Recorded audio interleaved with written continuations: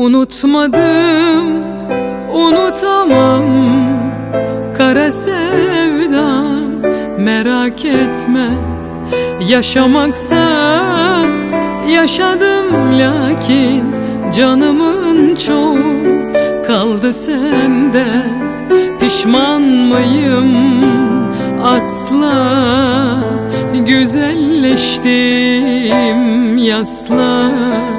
Sevmedim mi?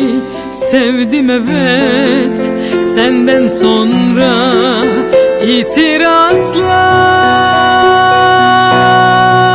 Ama benim ciğerim yanar, ten oyalanır, can kanar. İki gözüm iki çeşme, haberin yok, içerime içerime akar.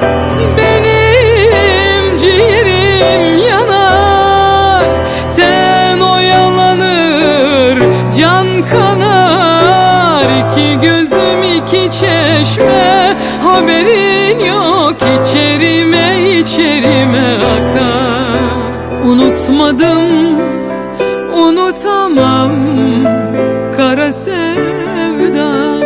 Merak etme, yaşamaksa yaşadım, lakin canımın çoğu kaldı sende.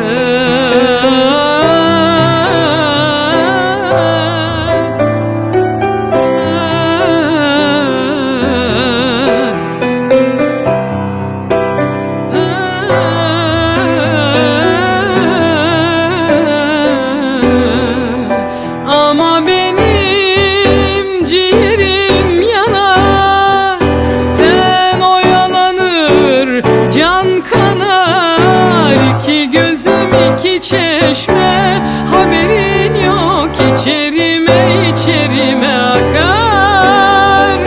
Benim ciğerim yanar, ten oyalanır, can kanar. İki gözüm iki çeşme, haberin yok, içerime içerime akar.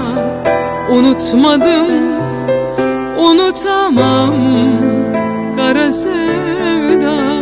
Merak etme, yaşamaksa yaşadım, lakin canımın çoğu kaldı sen.